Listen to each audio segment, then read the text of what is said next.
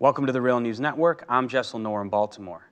The scales of justice guarantee equal protection under the law. At least that's how it's supposed to work in this country. In May of 2012, a former prosecutor and public defender set out to test that theory for himself. And what he experienced was very instructive. As a well-dressed white businessman, flagrantly and publicly breaking the law, it was almost impossible for him to get arrested for his crimes. His name is Bobby Constantino. As we mentioned, he's a former prosecutor, public defender, currently the executive director of the Truth Artists Coalition. He chronicled his experiences for the Atlantic magazine in the piece, "I Got Myself Arrested So I Could Look Inside the Justice System." Thank you so much for joining us, Bobby. Sure, thanks for having me, Jessel. So talk about why you carried this out, and some people have called it a stunt. You walked from Brooklyn to City Hall with a can of spray paint in your hand, trying to get yourself arrested. Talk about why you did this. So it was sort of like the culmination of a long career in trying to work within the system to bring about some changes to the things that I had seen early on when I started my career as a prosecutor 10 years ago. I was a guy from the suburbs. I went to law school. Where I was from, the police were always our friends. They always gave us the benefit of the doubt. They always treated us well. So accordingly, we always viewed the police and criminal justice system as our allies and friends. And so I went into, criminal prosecution with the mindset of anybody that's getting treated in a poor way by the police must have done something wrong. Whatever they're getting, they're deserving. And that's sort of how I arrived in the inner city neighborhood of Roxbury, which is in Boston. Sort of ready to incarcerate anyone that I could get my hands on. And then very quickly I realized from very early on that, maybe one or two or three cases a week or a month were really important. And in between all of those cases, I was prosecuting young men of color for doing all the same things that we did as kids in the suburbs and that we never ever got prosecuted for. Smoking marijuana, getting into an argument in the street, cutting through a neighbor's yard, riding our dirt bikes through the street, and things like that. And so I was really sort of in shock of all of the things that I was seeing happening there. And so I didn't know what I was going to do, but I knew I couldn't do that anymore. And so I resigned and I started working in different capacities within the system to try and change the things that I had seen, to try and raise awareness about the fact that the things that we were told in the suburbs growing up weren't really true. This concept of people in places like the inner city aren't all criminals. They aren't all getting what they deserve. The police there are treating them very differently than how they treated us in places where I grew up. As I was walking through Brownsville that day, I really just wanted to see what would happen to me. I wanted to see what the system was really like.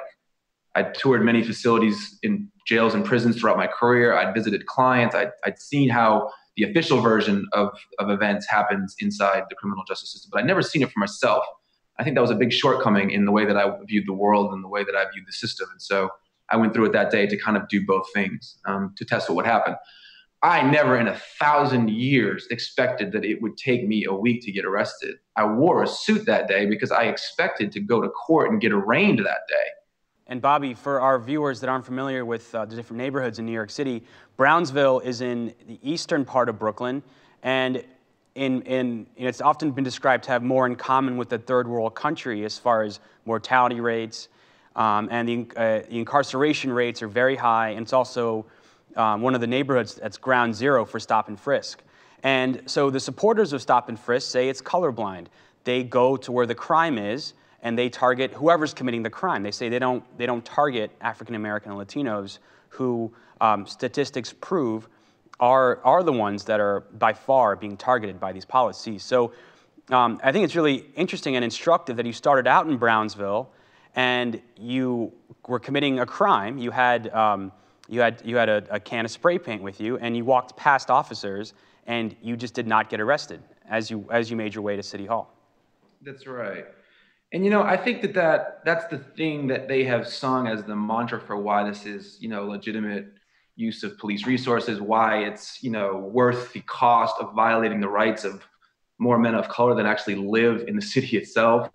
All the best research from all of the best institutions, especially from Harvard, David Kennedy, Anthony Braga, these guys have been showing for years that the overwhelming number of youth homicides and youth shootings as a result of gun violence come from less than 1% of the population in a very, very, very small geographic area of cities.